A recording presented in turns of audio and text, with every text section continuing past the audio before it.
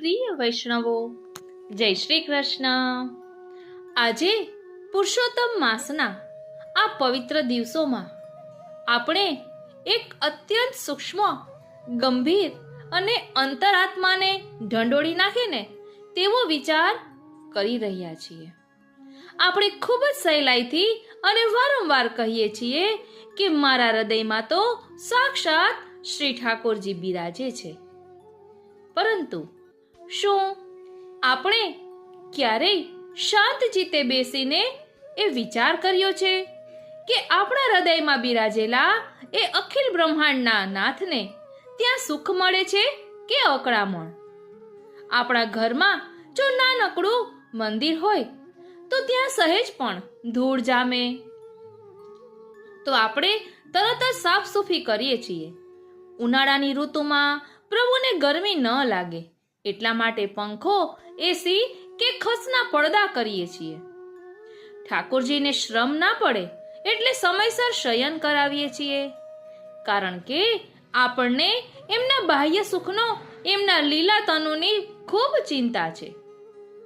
પણ જરા વિચારો, જે પ્રભુ આપણા આંતર હૃદય મંદિરમાં 24 કલાક બિરાજમાન છે, એમને આપણે દિવસ રાત કઈ સ્થિતિમાં રાખીએ છીએ? પ્રભુ ક્યારે અકળાય છે તેનું ઊંડું ચિંતન આજના સત્સંગમાં આપણે કરીશું।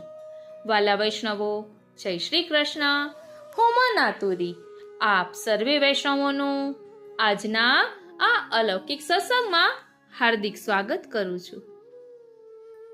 તો ચાલો હવે આપણે પ્રભુના અકળામણના આંતરિક કારણો સમજીએ। જ્યારે આપણા હૃદયમાં લૌકિક ચિંતાઓ અને સંસારના પ્રપંચોનો કચરો ભેગો થાય છે ને, ત્યારે હૃદયનું વાતાવરણ મલિન બની જાય છે। અસદ વાર્તા એટલે કે દુસંગ અને નિંદા। શ્રી મહાપ્રભુજીએ આપણને અસદ વાર્તા એટલે કે જગતની નકામી પંચાત અને બીજાની નિંદા સાંભળવાની સખત મનાઈ કરી છે। કાનના માર્ગેથી જેવો કચરો અંદર જશે ને, હૃદય એવું જ ગંદુ થશે। જ્યારે આપણે કોઈની નિંદામાં રસ લઈએ છીએ ત્યારે પ્રભુ આપણા હૃદયમાં કાન બંધ કરી લે છે। અહંકાર અને દંભ, જ્યારે જીવ પોતાના ગુણોનું અભિમાન કરવા લાગે, બહારથી ભક્તિનો દેખાડો કરે પણ અંદર કપટ, ઈર્ષા અને અંદર એક અને બહાર બીજું એવો દંભી સ્વભાવ રાખે, ત્યારે હૃદયમાં અસહ્ય ગૂંગળામણ ઊભી થાય છે। ત્રીજું કારણ છે આશ્રયનો અભાવ। જ્યારે હૃદયમાં પ્રભુ સિવાય બીજી લૌકિક વ્યક્તિઓ, ધન કે સાધનોની અપેક્ષાઓ અને આશાઓ જાગે છે ને, ત્યારે અનન્ય આશ્રય છૂટે છે અને પ્રભુ હૃદયમાં સંકોચ અનુભવે છે। આવા મલિન ભાવોની ગરમીમાં પ્રભુ અકળાય છે। હવે આપણને પ્રશ્ન થાય કે આપણને કેવી રીતે ખબર પડે કે પ્રભુ અકળાઈ રહ્યા છે? તો તેનો જવાબ છે, જ્યારે આપણે ભગવત સ્મરણમાં આળસ આવે, સત્સંગ અધૂરો છોડીને લૌકિક વાતોમાં વધુ આનંદ આવવા લાગે, બીજાને નીચા દેખાડવાની વૃત્તિ જાગે, ત્યારે સમજી લેવું કે હૃદયમાં લૌકિકતાનું તાપમાન વધી રહ્યું છે, પ્રભુનું સુખ ઓછું થઈ રહ્યું છે અને પ્રભુ આપણાથી દૂર જઈ રહ્યા છે। આ વ્યાકુળતા અને અકળામણનું નિવારણ શું? તો આનો અતિ સુંદર ઉપાય આપણને પુષ્ટિ માર્ગના મહાન કવિ શ્રી દયારામભાઈના પદમાં મળી આવે છે। દીનતાના પાત્રમાં મનમાણી મૂકીને ભેટ ભગવંતજીને ધરજો જીરે।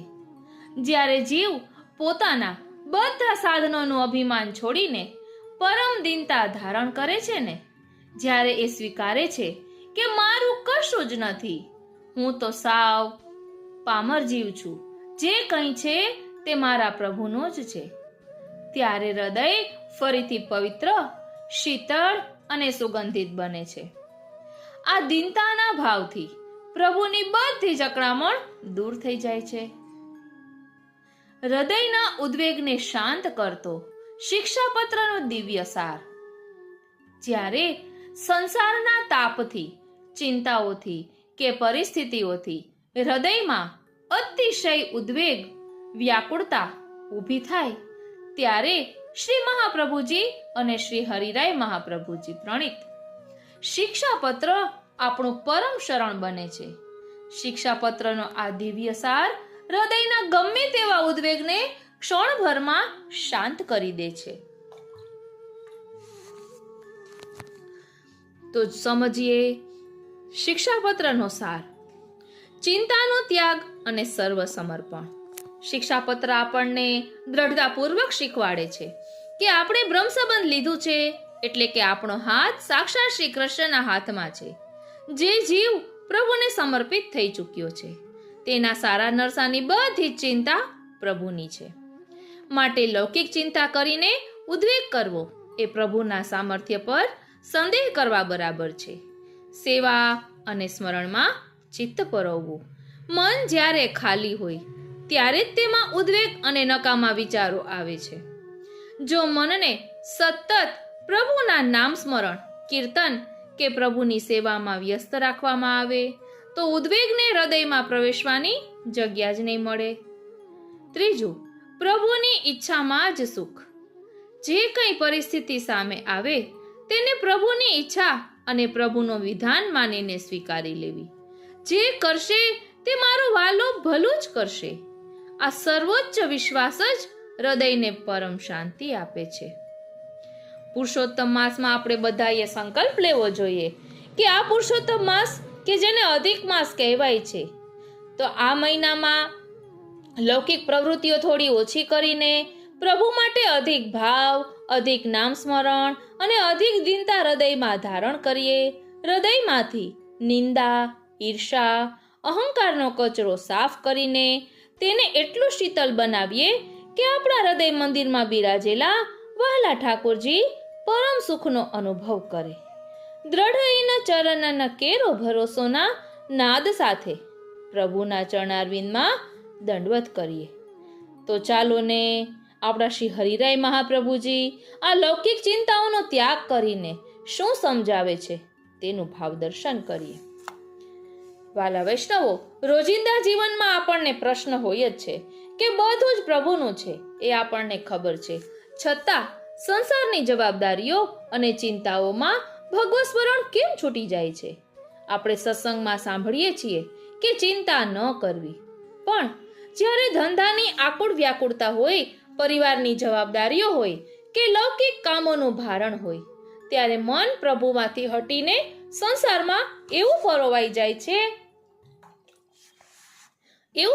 જાય છે કે દિવસ ક્યાં પૂરો થાય છે ને એ ખબર જ પડતી નથી. પછી અંતરમાં એક અજંપો અને પસ્તાવો રહી જાય છે. આજે પ્રભુનું સ્મરણ બરાબર ન થયું. આ વ્યવહારિક પ્રશ્નો અતિ સુંદર ઉકેલ આપણને ખૂબ જ ઊંડાણપૂર્વક અને હૃદયસ્પર્શી શબ્દોમાં આપણને શ્રી હરિરાયજી દર્શાવે છે કે રોજિંદા જીવન અને ભક્તિનું સંતુલન કઈ રીતે કરવું. આપણે બધા સંસારી જીવ છીએ.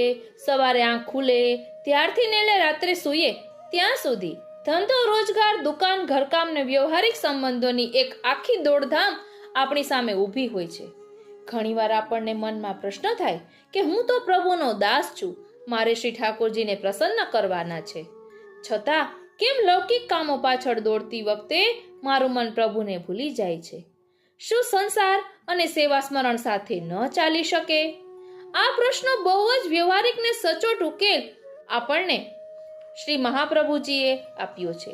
પુષ્ટિ માર્ગ આપણને સંસાર છોડીને જંગલમાં જવાનું નથી કહેતો, પણ સંસારમાં રહેવાની દ્રષ્ટિ બદલવાનું કહે છે. કામ લૌકિક પણ ભાવ અલૌકિક. દુકાન, ઘરને પ્રભુનું કાર્ય સમજવું.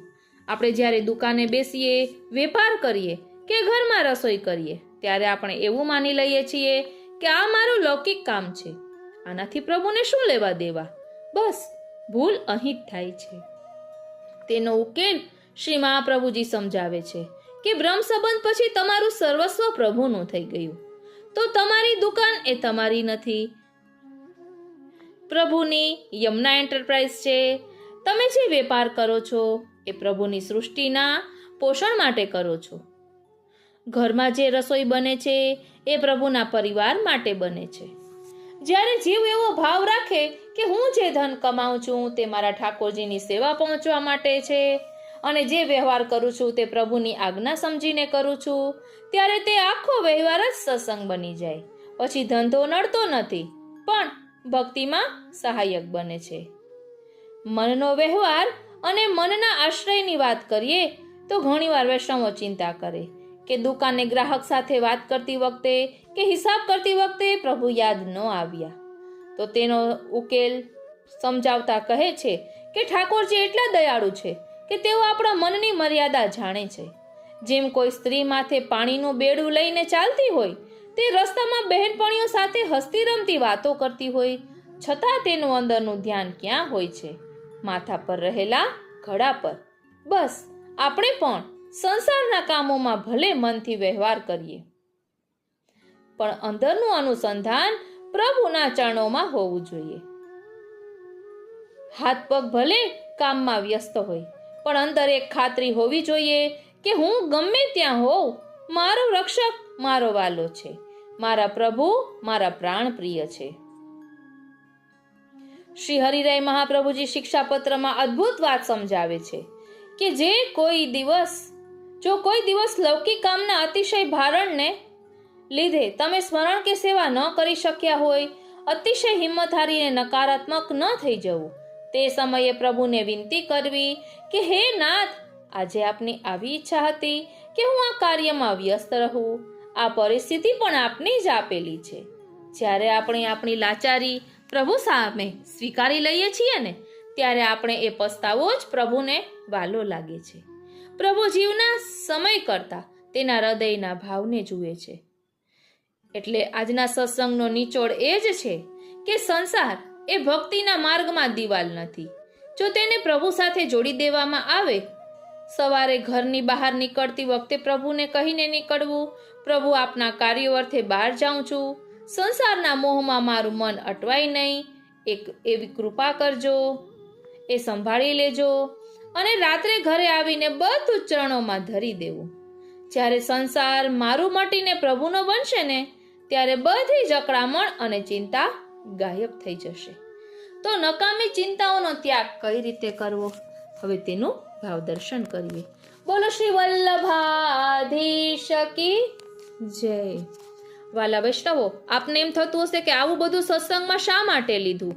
તો મેં આપને કહ્યું એમ કે હમણાં પુસ્તકોમાંથી વાંચન થઈ શકશે નહીં, એટલે પ્રભુની સેવા, સ્મરણ, પુસ્તકનું વાંચન એ કંઈ ના બનતું હોય તો કેવી અકળામણ હૃદયમાં અનુભવાય છે એ આપણે અહીં સમજી શકીએ છીએ. અને આ બધું ક્યારે થાય કે જ્યારે આપણે લૌકિક ચિંતાઓ, બધી નિંદા કુથલીમાં પડી જઈએ કે કોઈ મારા વિશે શું કહે છે, મારા વિશે શું વિચારે છે, મારો ક્યાં વાંક છે, આટલા વર્ષોથી મેં આટલું બધું બધાનું કર્યું છતાં પણ મારું કોઈ વેલ્યુ નથી કરતું. બસ આવી સાંસારિક વાતોમાં આપણે પડી જઈએ કે મેં તો મારી રીતે બધા પ્રયત્નો કર્યા બધાને ખુશ કરવા માટેના, છતાં પણ હું સારી વ્યક્તિ ન બની શકી ઘર માટે. બસ આવી ચિંતાઓને કારણે પ્રભુ હૃદયમાં અકળામણ અનુભવે છે. પ્રભુ કહે છે કે તું આ ક્યાં ભટકી રહી છે? હું તારો છું અને તું મારી છે, તું મારા શરણે છો. પછી આવું કંઈ વિચાર કરવાની જરૂર રહેતી નથી. એટલે જ કહ્યું છે ને કે પ્રભુ મમ હિતકારી એ ભરોસો જાય ના, કિયો સબ ગોપાલ હી કો હોય. પ્રભુ સર્વ કરવા સમર્થ છે. માટે લૌકિક ચિંતાઓનો ત્યાગ કરી અને મન સતત પ્રભુના ચરણારવિંદમાં ચોંટાડી રાખવું. તો ચાલો નકામી ચિંતાઓનો ત્યાગ કઈ રીતે કરવો તે શ્રી હરિરાય મહાપ્રભુજીના દ્રષ્ટિકોણથી સમજવાનો પ્રયાસ કરીએ. બોલો શ્રી વલ્લભાધીશ કી જય. વાલા વૈષ્ણવો, જય શ્રી કૃષ્ણ. આપણને ચિંતાઓ ખૂબ જ થતી હોય છે, તો તેનું કારણ શું અને તેને દૂર કરવાના ઉપાયો ક્યાં? શા માટે આટલી બધી ચિંતાઓ થાય છે? તે બધા જ પ્રશ્નનો જવાબ આપણને શ્રી હરિરાય મહાપ્રભુજી 36મા શિક્ષાપત્રમાં દર્શાવી રહ્યા છે. 36મા શિક્ષાપત્રમાં ચિંતાઓ અને તેમનો ત્યાગ દર્શાવ્યો છે. ભક્તિ માર્ગીય જીવે ચિંતા કદાપી ન કરવી, કારણ ચિંતા તો હૃદયમાં પ્રભુ પ્રવેશતા નથી. અવૈષ્ણવના સંગમાં રહેવાથી ચિંતા કરવાની ટેવ પડે છે, માટે અવૈષ્ણવથી દૂર રહેવું. લૌકિક મુશ્કેલીઓનું નિવારણ લૌકિક રીતે કરવું. સર્વ લૌકિક મોહને લઈને ચિંતા થાય છે. લૌકિક મોહથી છૂટવા ચિત્ત પ્રભુમાં જોડવું. શરીરના દુઃખને સહન કરવું. યથાશક્તિ ઉપાય કરવા. સ્ત્રી પુત્રો પ્રતિકૂળ હોય તો તેમનો ત્યાગ કરવો મનથી. અશક્તિમાન હોઈએ તો પ્રભુમાં વિશ્વાસ રાખીને પ્રભુના ભરોસે રહેવું.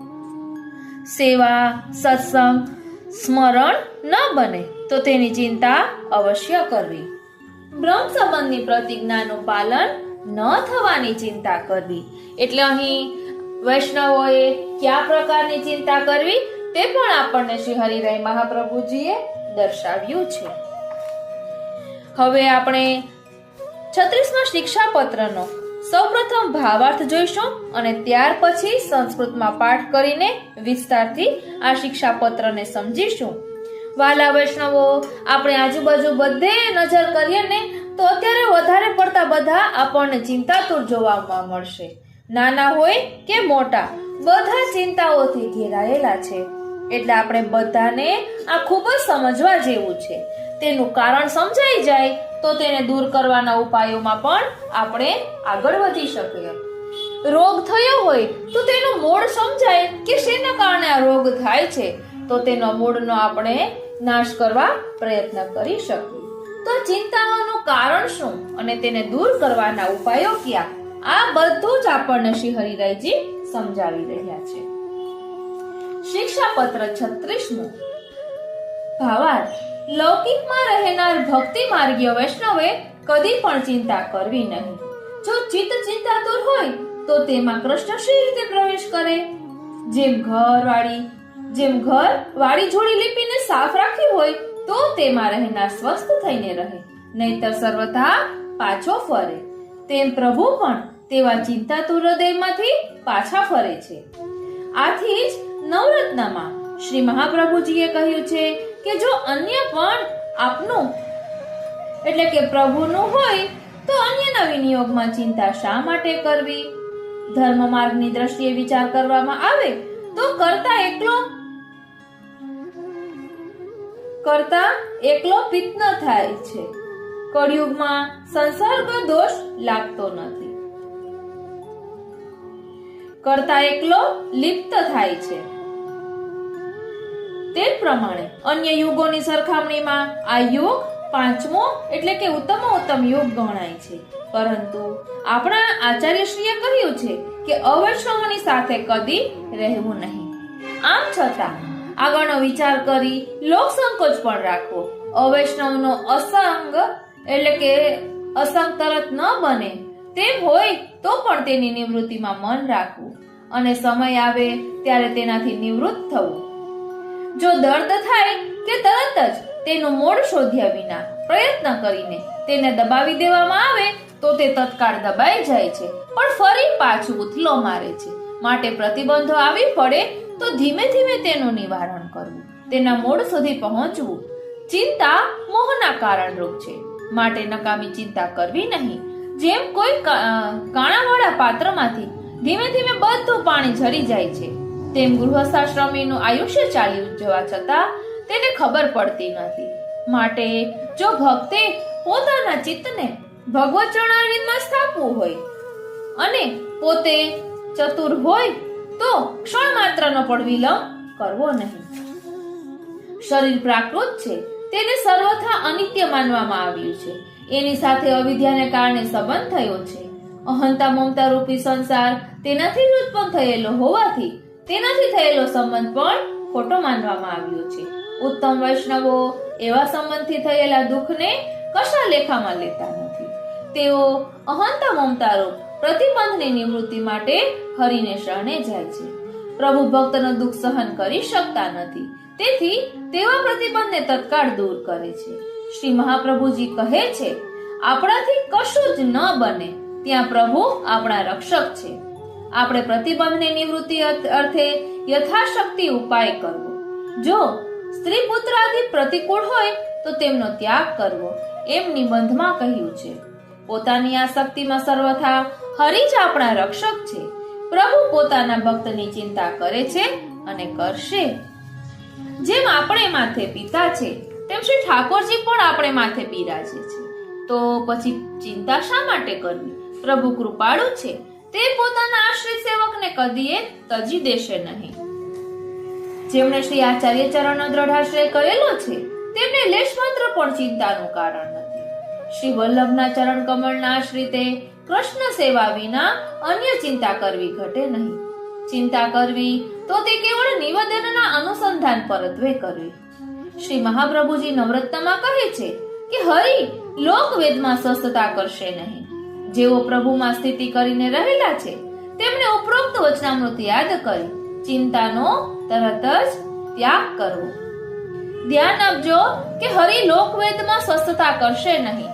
જેઓ પ્રભુમાં સ્થિતિ કરીને રહેલા છે તેમણે આ વચનામૃત યાદ કરી ચિંતાઓનો તરત જ ત્યાગ કરવો. હવે આપણે સંસ્કૃતમાં પાઠ કરી અને પછી વિસ્તારથી સમજીશું. આ એક શિક્ષાપત્ર આપણને હૃદયારૂઢ થઈ જાય, સમજાઈ જાય તો આપણા જીવનમાં ઘણી ચિંતાઓ દૂર થઈ આપણું જીવન સુંદર બને. શિક્ષાપત્ર 36મો. નૈવ ચિંતા પ્રકર્તવ્યા લૌકિકી ભક્તિ માર્ગે ગેહી ચિત્તે ચિંતા તુરે કૃષ્ણ કથમા વિશતે ગુણૈઃ યથા ગૃહે ગૃહપતિઃ શુદ્ધે સમ્માર્જનાદિભિઃ સ્વસ્થસ્તિષ્ઠત્યન્યથા તુ પરાવર્તેત સર્વથા ઉક્તમ ચ પ્રભુભિસ્તસ્માત નવરત્ને કૃપાલુભિઃ અતોન્ય વિનિયોગે અપી ચિંતા કા સ્વસ્ય સો અપી ચેત ધર્મ માર્ગ વિચારેપી કલૌ કર્તૈવ લિપ્યતે ન સંસર્ગ કૃતો દોષસ તથા કલિયુગે ભવેત.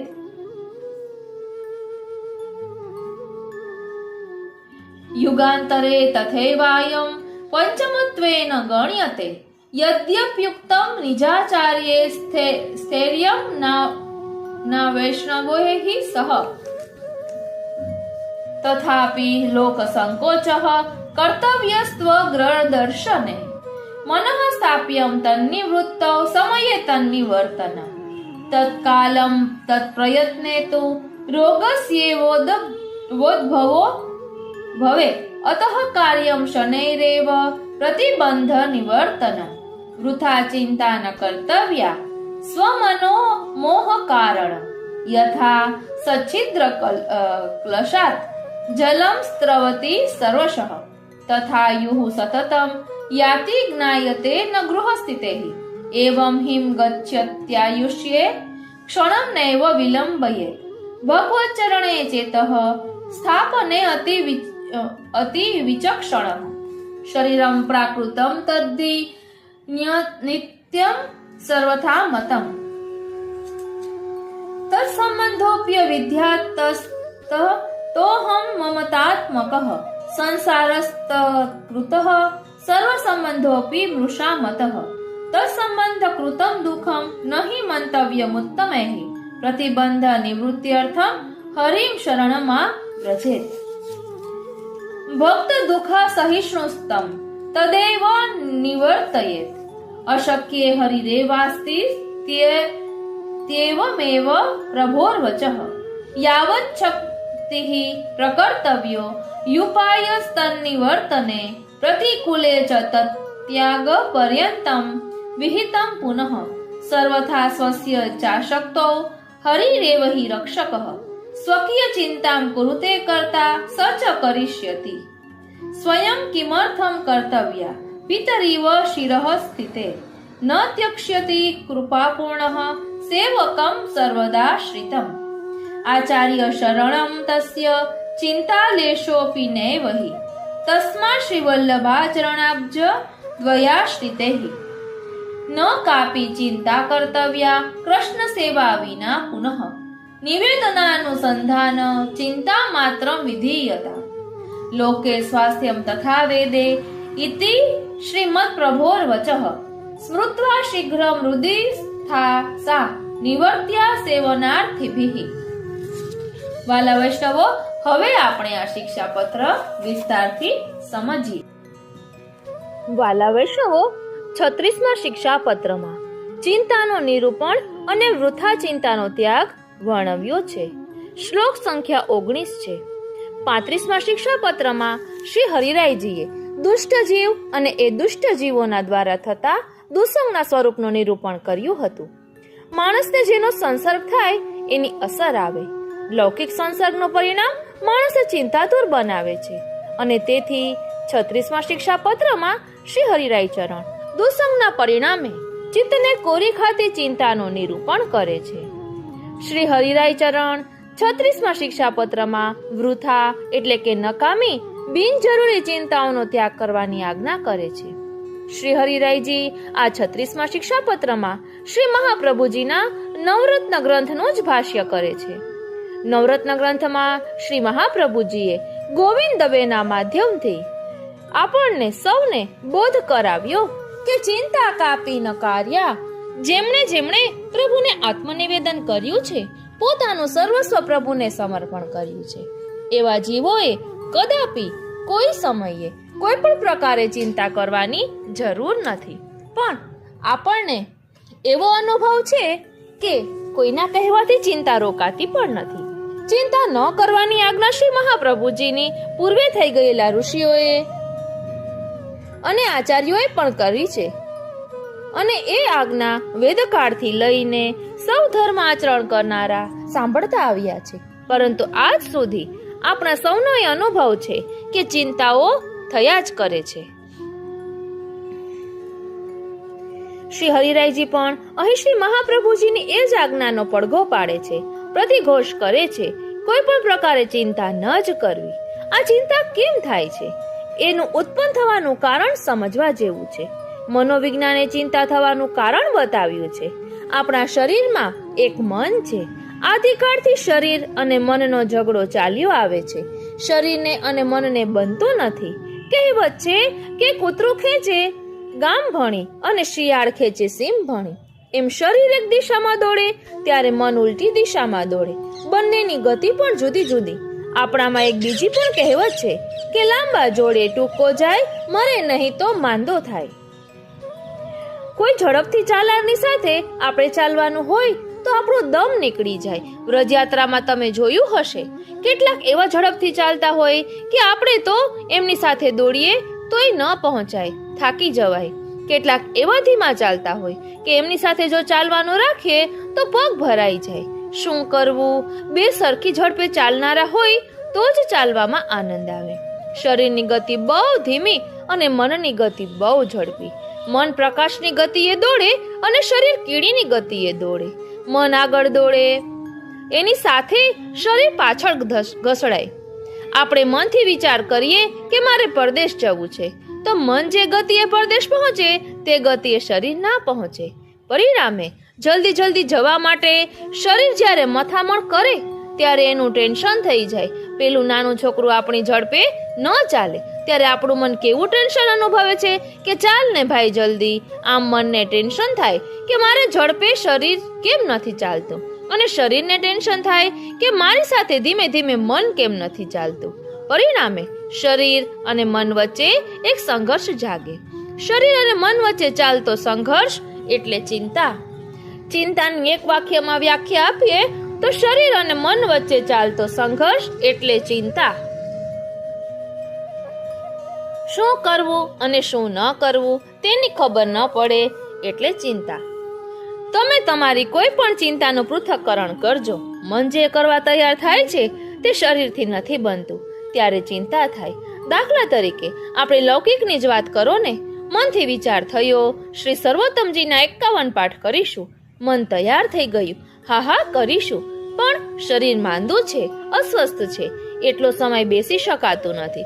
પાઠ કરવા માંડ્યા ત્યાં શરીરની તકલીફ શરૂ થઈ. શું થયું? મનમાં ટેન્શન વધી ગયું કે આ પાઠ કેમ પૂરા થશે. ચિંતા આવી ગઈ. ઠાકોરજીની સેવા કરવા મન તૈયાર થઈ ગયું, પણ શરીર અનેક વાંધાઓ પાડવા લાગ્યું. પરિણામે સેવા શરૂ ન થઈ તો એની ચિંતા પેઠી માનો કે શરૂ થઈ તો એને પૂરી કરવાની ફિકર થઈ.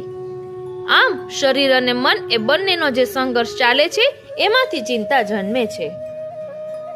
શ્રી હરિરાય ચરણ 36મા શિક્ષાપત્રમાં શરીર અને મનનો સંઘર્ષ ક્યારે ક્યારે થાય એ પરિસ્થિતિઓનું નિરૂપણ કરે છે.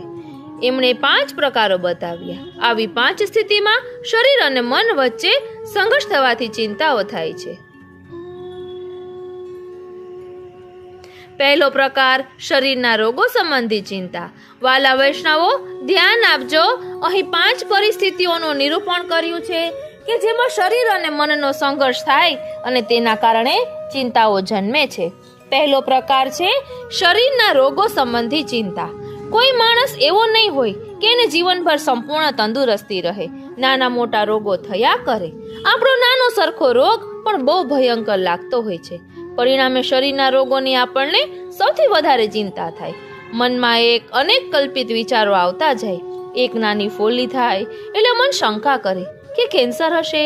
એમાં કોઈ આવીને કહે કે આવી ફોલ્લી અમારા સંબંધીને થઈ હતી અને બિચારાને કેન્સર થયું. આવું સાંભળીને હૃદયના ધબકારા ઓર વધી જાય. શરીર સંબંધી રોગોની ચિંતા માણસને બહુ મૂંઝવે છે. બીજો પ્રકાર છે લૌકિક સંકોચની ચિંતા. આપણે આપણા લૌકિક જીવનમાં જે જરૂરિયાતો લાગતી હોય એને પૂરતા પ્રમાણમાં ન મેળવી શકીએ તો એમાંથી ચિંતાઓ જાગે છે. પેટને ભોજન જોઈએ, શરીરે ભોજનની વ્યવસ્થા ન કરી શકે તો એની ચિંતા. મનને પુત્ર જોઈએ, પુત્ર પ્રાપ્તિ શરીર દ્વારા ન થાય તો એની ચિંતા. શરીરને સુખ સગવડના સાધનો જોઈએ, જે સાધનો છે એનાથી મનને સંતોષ ન થાય તો એમાંથી ચિંતા જાગે. આમ લૌકિકમાં જે મુસીબતો આવે, સાધનોની ઉણપો આવે, એ બધાને કારણે શરીર અને મન વચ્ચે સંઘર્ષ જાગે છે. ઘણીવાર મન ત્યાગ કરવામાં થતું હોય કે આ છોડી દેવું જોઈએ, કારણ કે આપણને અનુકૂળ નથી આવતું. ડાયાબિટીસના દર્દીનું શરીર એમ કહેતું હોય કે ખાંડ છોડી દો, પણ ખાંડ ખાવાની મનની ટેવ હોય તો મન છોડવા તૈયાર ન થાય. આ લૌકિક સંકોચની ચિંતાઓ. ત્રીજો પ્રકાર સંબંધીઓ સ્વજનોના સંસર્ગમાંથી જન્મતી ચિંતાઓ. પુત્રની ચિંતા, પુત્રીની ચિંતા, કુટુંબીઓની ચિંતા. આ ચિંતાઓનો બોજો લઈને પણ માણસને ફરવું પડતું હોય છે. ચોથી ચિંતા વિના કારણે થતી હોય, જેને માટે દેખીતું કોઈ કારણ હોતું નથી, પણ મનના મોહને કારણે નકામી ચિંતાઓ આપણે કરતા ફરીએ. ચિંતાઓની કલ્પના કરીને પણ માણસ દુઃખી થતો હોય છે. માની લો કે અહીં બેઠા છીએ, બહુ સ્વચ્છીતે ભગવત સિદ્ધાંત સમજીએ છીએ અને મગજમાં એવો તરંગ આવે કે છાપામાં વાંચીએ છીએ કે શોર્ટ સર્કિટ થાય છે, એને લીધે આગ લાગે છે. અત્યારે શોર્ટ સર્કિટ થઈને જો અહીં પણ કંઈ ન બનવા જેવું બની જશે તો આપણું શું થશે? તો આ મનના મોહમાંથી જન્મેલી ચિંતા છે. વૃથા ચિંતા છે. આગ લાગે અને ચિંતા કરો તો બરાબર છે, પણ આગ લાગી નથી અને ચિંતા શું કરવા કરો છો? ઘણા વૈષ્ણવો આવો પ્રશ્ન કરે છે કે અમે આજે તો માનો કે ઠાકોરજીની સેવા શરૂ કરીએ, પણ કાલે અમારો દેહ નહીં હોય તો ઠાકોરજીનું શું થશે?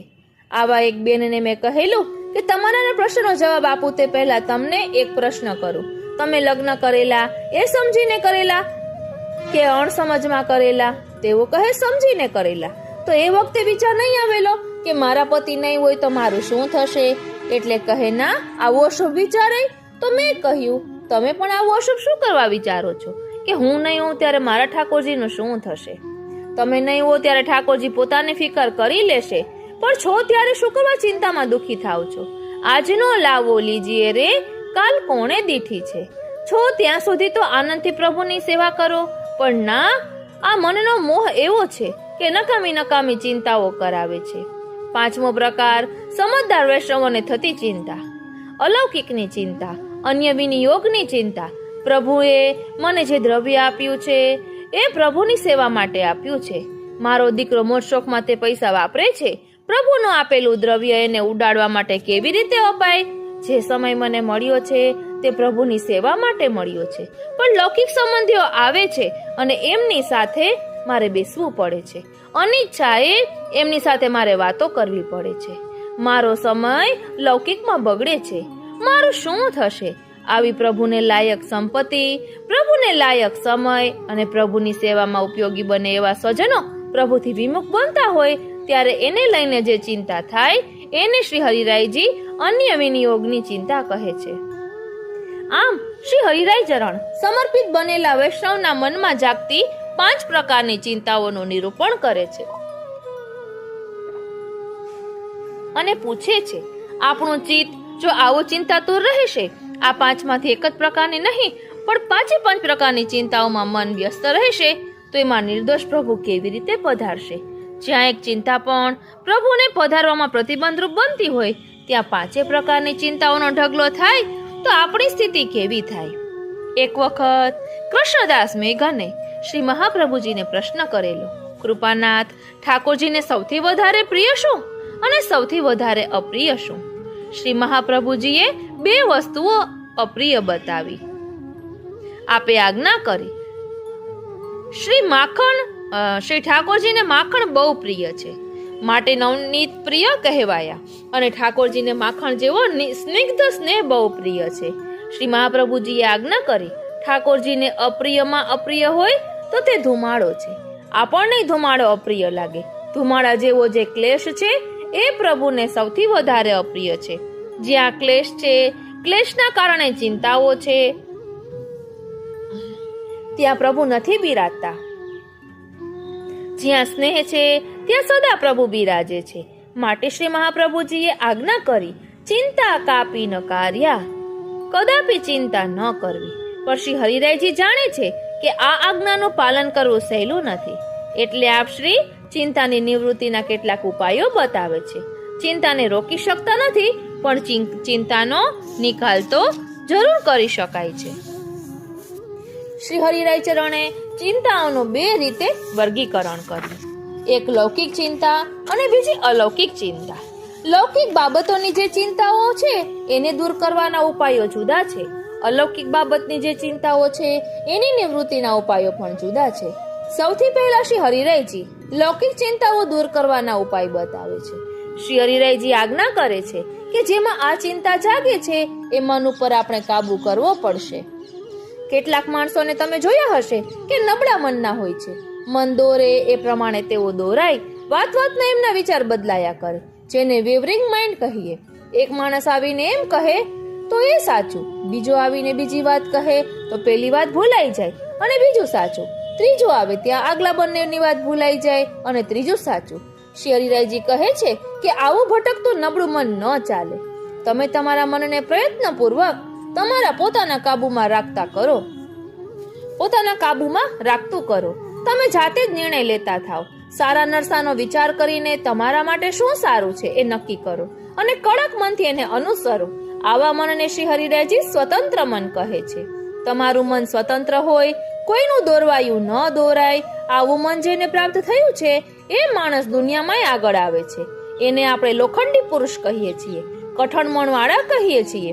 વ્રજ જેવું મન માણસની સફળતા માટેની પહેલી જરૂરિયાત છે. અહીં વજ્ર જેવું મન હશે. વજ્ર જેવું મન માણસની સફળતા માટેની પહેલી જરૂરિયાત છે. લૌકિકમાં અને અલૌકિકમાં આપણા મનને પકડમાં રાખવું પડશે. એને પકડમાં રાખવા માટે જે કંઈ લૌકિક ઉપાયો કરવા પડે એ ઉપાયો કરવા. જેમ કે આપણને રોગ થાય ત્યારે 2 પ્રકારે દવાઓ કરીએ. શરૂઆતમાં રોગની તાકાત નબળી પાડવા તત્કાળ કેટલીક દવાઓ લઈએ છીએ અને એકવાર રોગ કાબૂમાં આવે પછી સદંતર નાબૂદ કરવા માટે લાંબા ગાળા સુધીની દવાઓ લઈએ છીએ. એમ ચિંતાને નાબૂદ કરવા માટે પણ 2 પ્રકારના ઉપાયો કરવા. તાત્કાલ ચિંતાની નિવૃત્તિ અને લાંબા ગાળા માટેના પ્રયત્નો. શ્રી હરિરાય ચરણ આજ્ઞા કરે છે કે જેવો રોગ હોય એવી એની દવા હોય. એમ જે પ્રકારે ચિંતા હોય એ પ્રકારના એના ઉપાયો પણ હોવા જોઈએ. જેમ કે લૌકિક ચિંતાઓને દૂર કરવા માટે બુદ્ધિપૂર્વક લૌકિક ઉપાયો કરવા, અલૌકિક ચિંતાઓને દૂર કરવા માટે સમજપૂર્વક અલૌકિક પ્રયત્ન કરવા. પણ આપણે આ બંનેનો ગોટાળો કરી દઈએ છીએ. આપણી મોટા ભાગની ચિંતાઓ લૌકિક છે, અલૌકિકની ચિંતા તો થતી જ નથી. ક્યાંક એવું સાંભળી લીધું કે નવરત્નનો પાઠ કરવાથી બધી ચિંતા દૂર થાય, એટલે લૌકિક ચિંતાઓ દૂર કરવા આપણે નવરત્નનો પાઠ કરવા લાગ્યા. વાલા વૈષ્ણવો ધ્યાન આપજો. આપણે મોટા ભાગની ચિંતાઓ લૌકિક હોય છે, અલૌકિક ચિંતાઓ તો થતી જ નથી.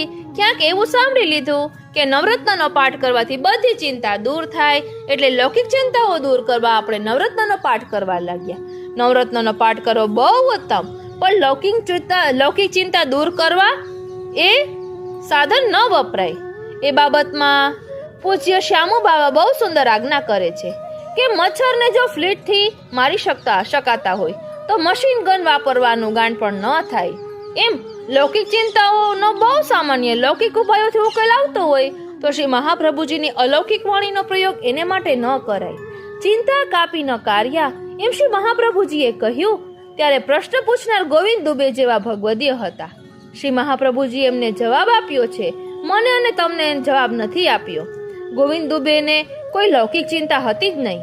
એમને તો અલૌકિકની ચિંતા હતી કે પ્રભુએ બ્રહ્મ સંબંધ થતા મારો અંગીકાર કર્યો હશે કે નહીં કર્યો હોય, મારી સેવા અંગીકાર કરશે કે નહીં કરે, મારો અન્ય વિનિયોગ તો નહીં થાય ને.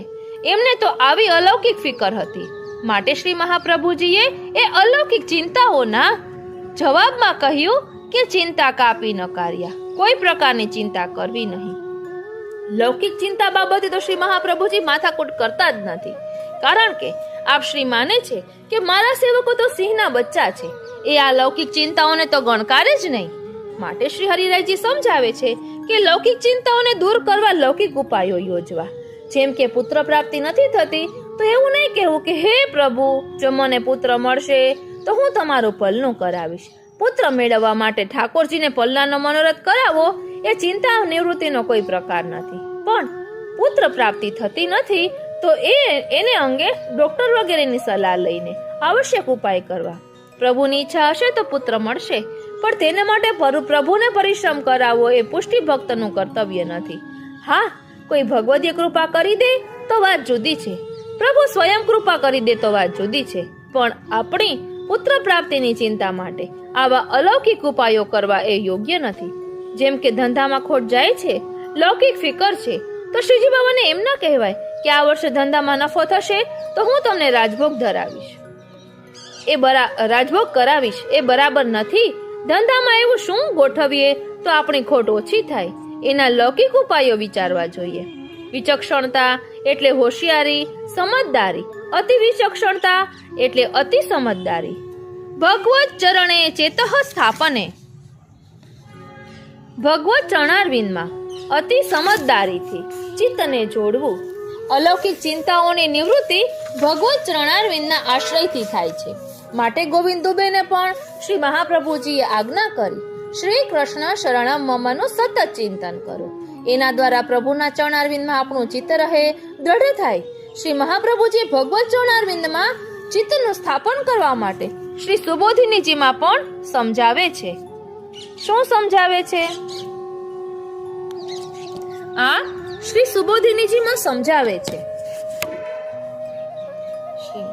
કે પ્રભુના ચરણારવિંદ બહુ અલૌકિક છે, ષોડશ ચિહ્ન યુક્ત છે. પ્રભુના ચરણારવિંદ આપણા હૃદય અને મસ્તક પર સદાય બિરાજે એવી ભાવના રાખવી. જેમ પ્રભુના ચરણારવિંદ ભક્તને અભયનું દાન કરનારા છે, એમ શ્રી મહાપ્રભુજીના ચરણ કમળો પણ ભક્તોને અભયનું દાન કરનારા છે. માટે શ્રી મહાપ્રભુજીના ચરણ કમળમાં રહેલી રજ પણ ભક્તોના ચિંતાઓના સમૂહનો નાશ કરવા સક્ષમ છે. જો ચરણ રજમાં આ શક્તિ હોય તો એ ચરણારવિંદની શક્તિ કેટલી.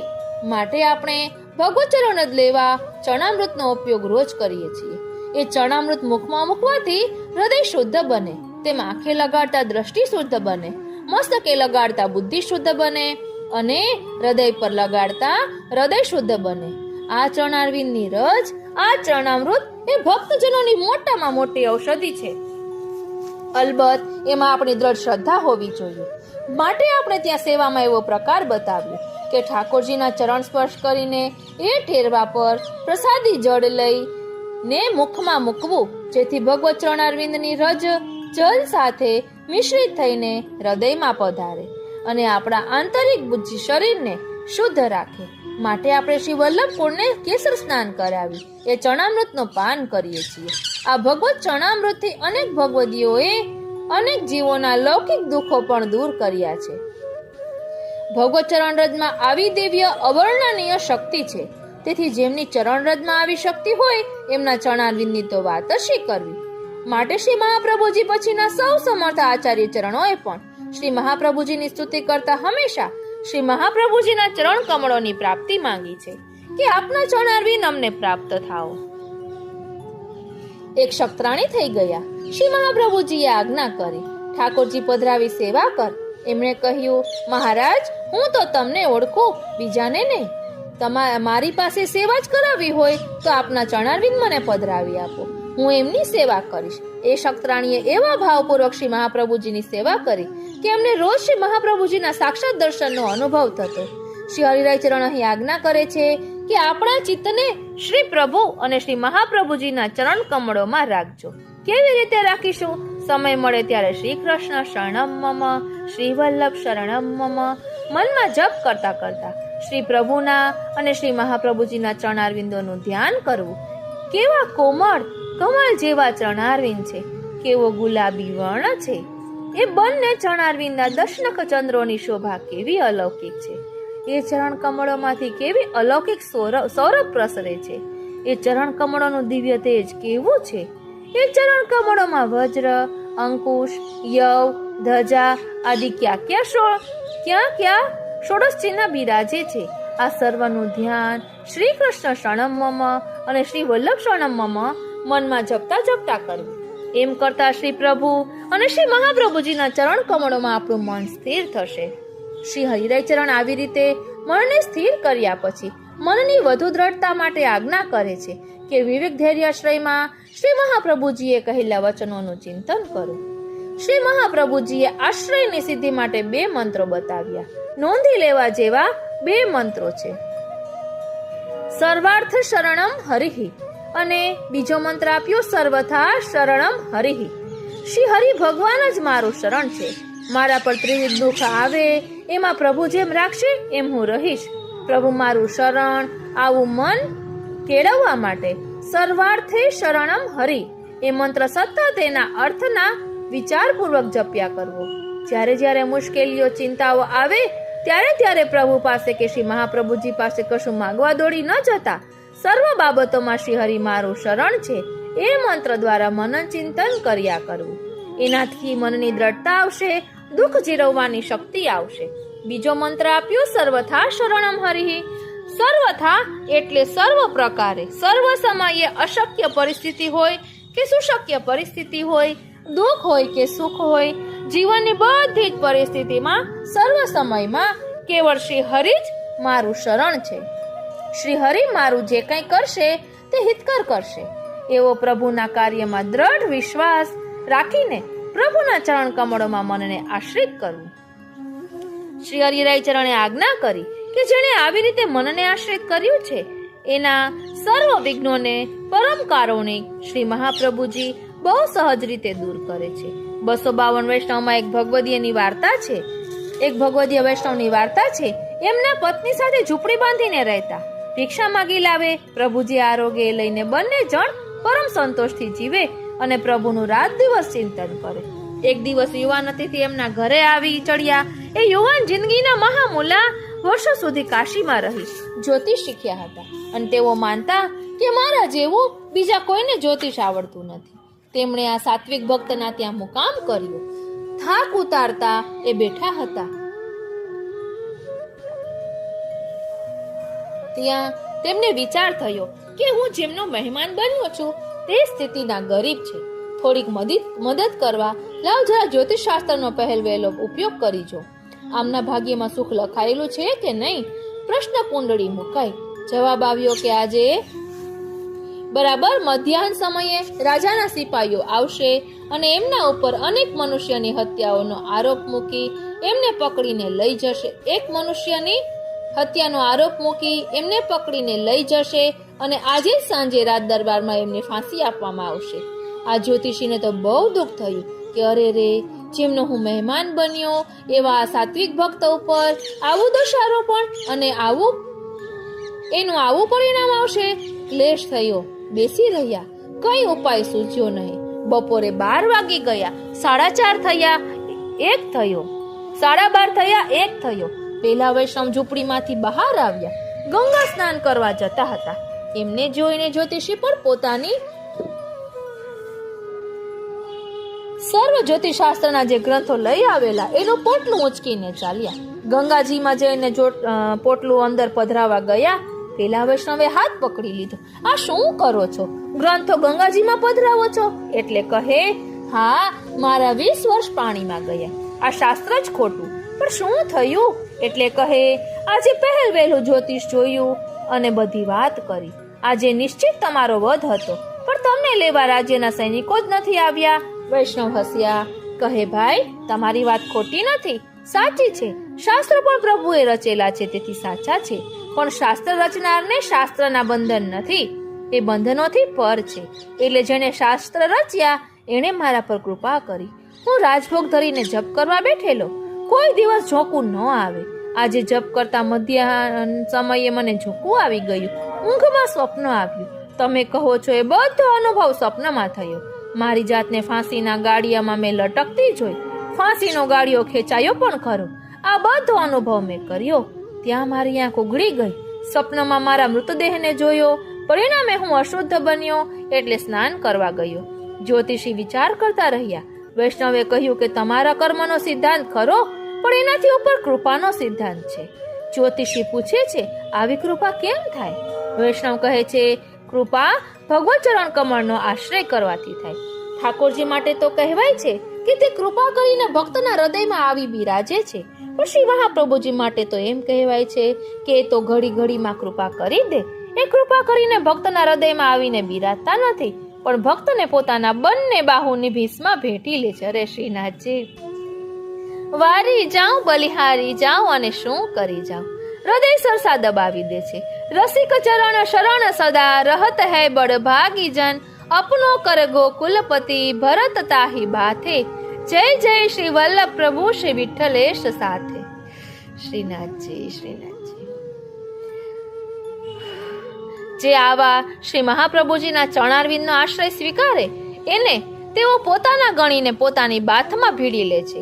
માટે શ્રી હરિરાયચરણે આજ્ઞા કરી કે તમારા જીવનમાં ગમે તેવી પરિસ્થિતિ આવે તો પણ ક્યારે પ્રભુને શ્રમ ન કરાવશો. આપણા પ્રભુ અક્લિષ્ટ કર્મા છે, તેમને ક્લેશ પ્રિય નથી, અને પોતાનો ભક્ત ક્લેશ કરે એ પણ તેમને પ્રિય નથી. ભક્ત અને ભગવાન બંને આનંદમાં રહે એ પ્રભુને પ્રિય છે. માટે સર્વથા શરણમ હરિ અને સર્વાર્થે શરણમ હરિ નું મનમાં ચિંતન મનન કરતા રહેજો. એનાથી સર્વ લૌકિક અલૌકિક પ્રતિબંધો નિવૃત્ત થશે. શ્રી મહાપ્રભુજીએ શ્રી હરિરાય ચરણના સ્વરૂપે વૈષ્ણવો પર કૃપા કરી. પ્રભુ પાસે જેવું પાત્ર આવે ને એને અનુરૂપ ભગવાન પણ પોતાનું સ્વરૂપ બદલે. સેવક નબળો આવે ત્યારે પ્રભુ વધારે કૃપા વરસાવે. શ્રી મહાપ્રભુજી કડકાઈ રાખે છે, કારણ કે એમના સેવકો પણ 84,252 વૈષ્ણવ શ્રી હરિરાયજીના સ્વરૂપે જ્યારે ફરી ભૂતળ પર પ્રગટ થયા ત્યારે શ્રી મહાપ્રભુજીએ સેવકોની અશક્તિ વિચારી બહુ કૃપા કરી. આપે આજ્ઞા કરી હતી કે અષ્ટાક્ષરનો સતત જપ કરવો, પણ તે રીતે જપ કરવો ન બને તો શ્રી હરિરાયજી આજ્ઞા કરે છે કે તેની ચિંતા ન કરવી. તારી શક્તિ હોય એટલું કરજે, તને કોઈ બંધન નથી. એકવાર બોલાય તો એકવાર બોલજે, અને 1,25,000 વખત બોલાય તો 1,25,000 વખત બોલજે. બસ શક્તિ પ્રમાણે પ્રયત્ન કરવો. પણ શ્રી મહાપ્રભુજી અને શ્રી હરિરાયજી કહે છે કે પલાઠી વાળીને અદબ વાળીને બેસી રહીએ એ ન ચાલે, તારે કરવું તો પડશે. પેલા શેઠ ઘેર જમવા આવે. શેઠાણી બિચારા બહુ સારા. શ્રીનાથજી, શેઠાણી બિચારા બહુ સારા કે શેઠ માટે સુંદર રસોઈ તો બનાવે, ઓરડામાં ખસની ટટીઓ લગાવે અને પાછા પાસે બેસીને પંખો પણ નાખતા જાય. પ્રેમ ભર્યા વચનો સાથે ભોજન કરવા પ્રેરતા જાય. શેઠ ખુલ્લા શરીરે ભોજન કરવા બેસે.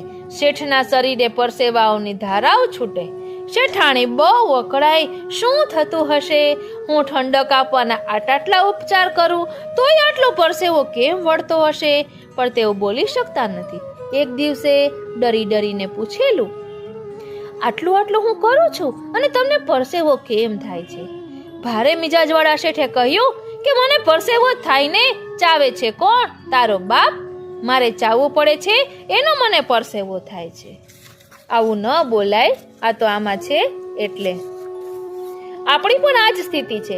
શ્રી મહાપ્રભુજી આટલી સરસ શિખામણ આપે છે, ભાઈ સતત ન બોલો તો રોજ એક માળા કરશો. તોય આપણે કહીએ છીએ સમય ક્યાં છે. શ્રી મહાપ્રભુજી કહે છે કે એક માળા ન થાય તો કંઈ નહીં, એકાગ્ર મનથી અષ્ટાક્ષર બોલશો. આપણે કહીએ છીએ એટલોય સમય ક્યાં છે. શ્રી મહાપ્રભુજી કહે એકવાર તો બોલીશ ને. આપણે બહુ ઉપકાર કરતા હોઈએ ને, એમ કહીએ કે જાઓ તમે કહો છો તો બોલીશ. શ્રી મહાપ્રભુજી વિચારે છે કે ભલે મારું કહ્યું માન્યું, એકવાર તો બોલશે, એકવાર બોલશે એટલે એને દિલમાં હું દ્રઢતા આપીશ. પણ હે વૈષ્ણવ, હે સેવક, તું તારું બધું મન હૃદય લગાવીને તાપક્લેશ કરીને એકવાર તો કહે કે શ્રી કૃષ્ણ શરણમ મમ. રોજની અનેક માળાઓ ફર્યા કરતી હોય પણ એ અવાજ હૈયામાંથી નથી આવતો કે હે કૃષ્ણ હું તમારા શરણે છું. હે કૃષ્ણ હું મારે તમારું શરણ જોઈએ છે. શિક્ષાપત્રમાં શ્રી હરિરાયજીએ વિરહ કરતા આ શબ્દનો પ્રયોગ કર્યો છે. હા નાથ, હા નાથ. જ્યારે વિરહની માત્રા વધી છે ત્યારે પુનરાવૃત્તિ કરી છે. હા હા દયાનાથ, હા હા કૃપાનાથ. શ્રી ગોપેશ્વરજીએ આજ્ઞા કરી કે વિરહનો તાપક્લેશ વધતો જાય એમ હૃદયમાંથી તાપક્લેશની જ્વાળાઓ વધતી જવી જોઈએ. માટે અહીં શ્રી હરિરાયજી આજ્ઞા કરે છે કે શક્તિ પ્રમાણે સર્વથા શરણમ હરિ અને સર્વાર્થે શરણમ હરિ નું તમે મનન ચિંતન કરતા રહો. તમારી શક્તિ પ્રમાણે પ્રભુના ચરણારવિંદમાં ચિત્ત લગાવતા રહો અને તમારી શક્તિ પ્રમાણે લૌકિક ઉપાય કરીને તમારા મનને દ્રઢ રાખતા જાઓ. બાકીનું શ્રી મહાપ્રભુજી સંભાળી લેશે. જેમ પેલો ફોટોગ્રાફર કહે છે કે તમારે સહેજ હસવું પડશે, બાકીનું બધું હું સંભાળી લઈશ. એમ શ્રી મહાપ્રભુજી કહે છે કે તમે માત્ર મારા ચરણમાં આવી જાઓ, બાકીનું બધું હું સંભાળી લઈશ. પણ મન બહુ અવળચંડુ છે. ગીતાજીમાં અર્જુનનું મન પણ આવું જ અવળચંડુ. નથી લડવું કરતો રહ્યો અને પછી ઠાકોરજીને પ્રશ્ન પૂછતો રહ્યો, આનું શું છે, આનું શું છે, આનું શું છે. 18 અધ્યાયો સુધી પ્રશ્નો પૂછ્યા અને પ્રભુ પણ એવા ધીરજવાળા કે શાંતિથી બધા જવાબ આપતા જ રહ્યા. છેવટે પ્રભુની ધીરજ ખૂટી. આપે આજ્ઞા કરી દીધી કે ચાલ પ્રશ્નો પૂછવાનું બંધ કરી દે. ઘણા પ્રશ્નો પૂછ્યા અને ઘણા જવાબો આપ્યા. ડોક્ટરના દવાખાને આપણે જઈએ, શરીરમાં બહુ જ દુખાવો થતો હોય, ન રહેવાતું હોય અને ડોક્ટર પૂછે શું થયું છે, એટલે આપણે ડોક્ટરને સામે પૂછીએ કે આ તમારા કબાટમાં છે, એ ઠેઠ ઉપલા ખાનામાં મૂકી છે, એ કઈ દવા છે. ડોક્ટર સ્વજન હોય એટલે દવાનું નામ લઈ એના ગુણો બતાવે. આપણે પૂછીએ બીજીમાં શું છે, ત્રીજીમાં શું છે, ચોથીમાં શું છે. 18 પ્રશ્ન સુધી તો ડોક્ટર ધીરજ રાખે. 18 બાટલીઓના ઉપયોગ તો ડોક્ટર કહે, પણ પછી ડોક્ટર કહેશે કે ભાઈ એમાં ઝેર છે, પણ તારે એનું શું કરવું છે, તને શું થયું છે કહે ને, તારો રોગ કહે, તને દવા કઈ આપવી એ મારા ઉપર છોડી દે. પણ આપણે શું કરીએ છીએ, રોગ નથી કહેતા, દવાઓના લેવલ શોધીએ છીએ અને પરિણામે રોગ જતો નથી. જ્યારે ભગવાને સહેજ ગુસ્સે થઈને કહ્યું ત્યારે અર્જુનની બુદ્ધિ ખુલી, ઠોઠ નિશાળ્યા ને અક્કલ આવી. શ્રીનાથજી પછી હાથ જોડીને ઊભો રહ્યો. તમે કહેશો તેમ કરીશ. આપણે પણ હજી 4 દિવસ સુધી શિક્ષાપત્ર સાંભળ્યા પછી કહીશું કે તમે હવે જે કહેશો તે હું કરીશ. મારે હવે કંઈ જ વધુ સાંભળવું નથી. માટે શ્રી હરિરાયજી અહીં આજ્ઞા કરે છે કે શક્તિ પ્રમાણે પ્રયત્ન કરો. મળદાલ બનીને બેસી ન રહેશો. પ્રયત્ન કરવા છતાંય ચિંતા ન જાય, ચિંતા ઓછી ન થાય તો તમે પ્રભુ ઈચ્છા માનીને રહેજો. પ્રતિકૂળ વસ્તુઓનો ત્યાગ કરજો. જો વસ્તુ તમને પ્રતિકૂળ છે, માફક નથી આવતી, તેનો સદંતર ત્યાગ કરવો. લૌકિકમાં અને અલૌકિકમાં માણસનું મન એવું રહે છે કે જે માફક ન આવે એ ભોગવવા જોઈએ. ખાંડ માફક નથી આવતી તો વધારે ખાંડ ખાવાનું મન થાય છે. ફરસાણ માફક નથી આવતું તો કહે છે કે દવાની ઢીકડીઓ ગળીશ પણ ફરસાણ નહીં છોડું. પુષ્ટિજીવને લૌકિક માફક નથી આવતું. આપણે બધા પુષ્ટિજીવ છીએ. એક દિવસ નિરાતે એકાંતમાં બેસીને વિચારજો, લૌકિકમાં માફક નથી આવતું પણ લૌકિક છૂટતું નથી, લૌકિકનો મોહ છૂટતો નથી. પ્રભુની પ્રાપ્તિમાં જે પ્રતિકૂળ હોય એનો એક ટુકડે ઘા કરી નાખે તો એનાથી છૂટી જશે. કોઈ માણસને પાનનું વ્યસન હોય અને એ માણસ એમ કહે કે હું ધીમે ધીમે ઓછું કરીશ તો એ ઓછું નહીં થાય, પણ એના હાથમાંનું પડીકું ફેંકી દે કે હવે પછી છોડી દીધું એ છોડી દીધું. અને જો મન દ્રઢ રાખે ને તો એ છૂટી જાય. આમ લૌકિકની ચિંતાઓના, લૌકિકની ખોટી ગડમથલોના, લૌકિકના મોહના આપણે જે એક ઝાટકે ટુકડા કરી ફેંકી દેવા જોઈએ. છેલ્લે શ્રી હરિરાયચરણ આજ્ઞા કરે છે કે જેને શ્રી મહાપ્રભુજીનું શરણ છે એને લેશ માત્ર ચિંતા થતી નથી. અભય વચન આપી દીધું, ચિંતા થાય છે તો એનો અર્થ એ કે શ્રી મહાપ્રભુજીનું શરણ દ્રઢ નથી. જેમ જેમ શ્રી મહાપ્રભુજીનું શરણ દ્રઢ થાય તેમ તેમ ચિંતાનું પ્રમાણ ઘટતું જાય. ચિંતાઓ વધે તો માનવું કે શરણ ઓછું થાય છે, ચિંતાઓ ઘટે તો માનવું કે શરણ મજબૂત થાય છે. કારણ શ્રી મહાપ્રભુજી સદા પોતાના સેવકોની સાથે જ બિરાજમાન છે. જ્યાં આનંદ સ્વરૂપ સ્વયં બિરાજતા હોય ત્યાં ક્લેશ કદી ટકે નહીં. ત્યારે આપણને પ્રશ્ન થાય કે શ્રી મહાપ્રભુજી આવા કૃપાળુ છે છતાં આપણા જીવનમાં ચિંતાના પ્રસંગો કેમ આવે છે? શ્રી મહાપ્રભુજીએ સુબોધિની ચિમાઈનો જવાબ આપી દીધો. અંતર્ગૃહગતા ગોપીજનોના પ્રસંગમાં જે ગોપીજનોને તેમના કુટુંબીજનોનો પ્રતિબંધ હતો અને રાસમાં ન જઈ શક્યા એવા ગોપીજનોને પ્રભુનો એટલો ઉત્કટ વિરહ થયો કે વિરહના અગ્નિમાં એમના જન્મ જન્માંતરના સર્વ પાપો બળી ગયા. પાપ ક્ષીણ થતા હૃદયમાં પ્રભુનો અનુભવ થયો એટલે સર્વ પુણ્ય ભોગવાઈ ગયા. પાપ અને પુણ્ય બંનેનું બેલેન્સ શૂન્ય થતા એમને સાયુજ્ય મુક્તિ મળી. શ્રી મહાપ્રભુજી સમજાવે છે કે જ્યાં સુધી પાપ અને પુણ્ય બંને રહેશે ત્યાં સુધી તે ભોગવવા બીજો જન્મ લેવો પડશે. પાપ લોખંડની બેડી છે તો પુણ્ય સોનાની બેડી છે, પણ બેડી એટલે બેડી.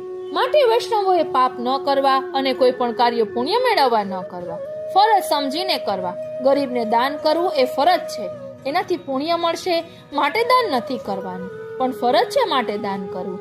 આમ ફરજ સમજીને દાન કરવાથી પુણ્ય થતું નથી. ધ્યાનપૂર્વક પાપથી દૂર રહેવાથી પાપ થતું નથી. બાકી જન્મ જન્માંતરના જે પાપ અને પુણ્ય ભેગા થયેલા છે એ બધા શ્રી મહાપ્રભુજી કૃપા કરી એને અનુરૂપ દુઃખો આપી આપણને ભોગવાવી લે છે કે જેથી હવે બીજો જન્મ લેવો ન પડે. માટે ચિંતા આપનારા પણ એ જ અને મનની ચિંતાનું હરણ કરનારા પણ એ જ. શ્રી મહાપ્રભુજીમાં એવો વિશ્વાસ રાખી એમની દ્રઢ શરણાગતિ સ્વીકારશો ને તો પછી જન્મ મરણના ફેરા ન રહેતા પ્રભુની સાક્ષાત સેવા માટે આપના નિજ ધામમાં પ્રવેશ સુલભ બનશે.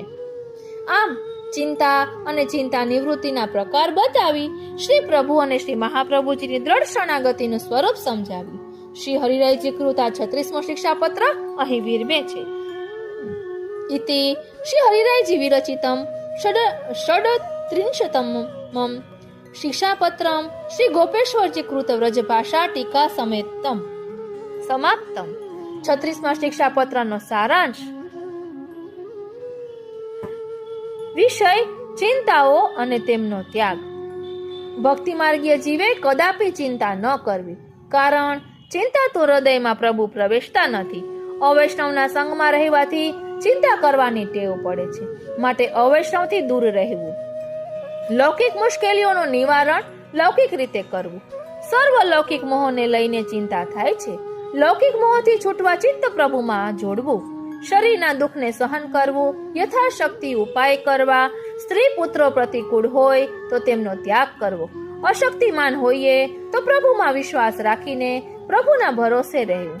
સેવા સત્સંગ સ્મરણ ન બને તો તેની ચિંતા અવશ્ય કરવી. બ્રહ્મ સંબંધની પ્રતિજ્ઞાનું પાલન ન થવાની ચિંતા કરવી. આ રીતે 36મો શિક્ષાપત્ર અહીં વિરમે છે. આજનો આ સત્સંગ શ્રીનાથજી, શ્રી યમુનાજી અને શ્રી મહાપ્રભુજીના ચરણારવિંદમાં સમર્પિત કરું છું અને શ્રી હરિરાય મહાપ્રભુજીના ચરણારવિંદમાં એ જ વિનંતી ધરું છું કે આપે દર્શાવેલા ભાવને અમે અમારા આત્મપટલ પર ધારણ કરી શકીએ એવી આપ કૃપા કરો. બોલો શ્રી વલ્લભાધીશ કી જય. જય શ્રી કૃષ્ણ.